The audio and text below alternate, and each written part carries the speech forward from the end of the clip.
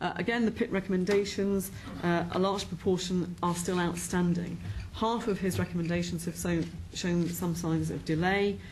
Some are dependent on the progress of the floods bill, which I've said doesn't appear to be any real urgency. The Natural Hazards Team, which is meant to assess the national infrastructure at risk, was only established 1 month ago. So, again, no real urgency there. The Cabinet Committee on Flooding has had not yet met by April, and the National Resilience Forum to help national planning has never met. So by the end of March 2009, around 80% of properties at risk of flooding were still not signed up to the Flood Warnings Direct service.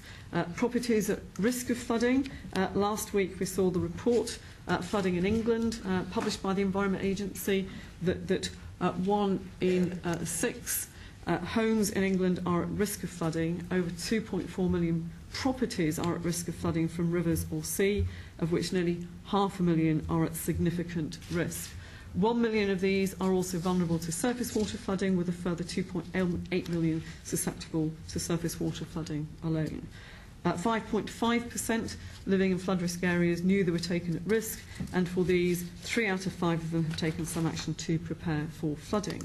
Again, the Environment Agency has called for investment into flood defences to be doubled to £1 billion by 2035. By that time, £1 billion will not seem a significant amount of money. The climate change projections bring home the reality of increased flood risk, so we need a debate on the priorities and a role for local action, but the bottom line is that the public must be protected. Flood defence schemes must be cost effective and delivered on time, and no unnecessary development takes place in areas that are susceptible to flooding. In my view, I showed the slide of Pickering.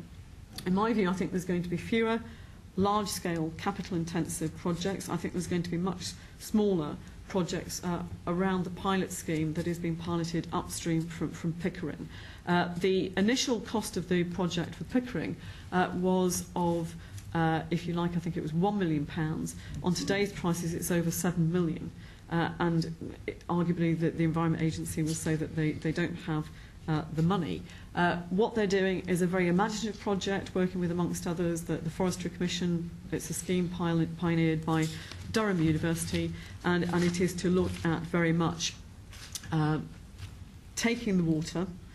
Small dams will retain the water. They're going to plant trees, so that will absorb more of the water. They can't build a big dam because the North Yorkshire Railway route goes right through the area where the dam would naturally go. So there are some imaginative ways that are less capital intensive of doing that. Just flood defence delays, I can leave you the slides and we can go through these, because there are a number of flood defence delays where projects are overdue. There have been significant overspends even on the current budget. Building in flood risk areas, I think it's good that the Environment Agency now have to be consulted as of statutory right.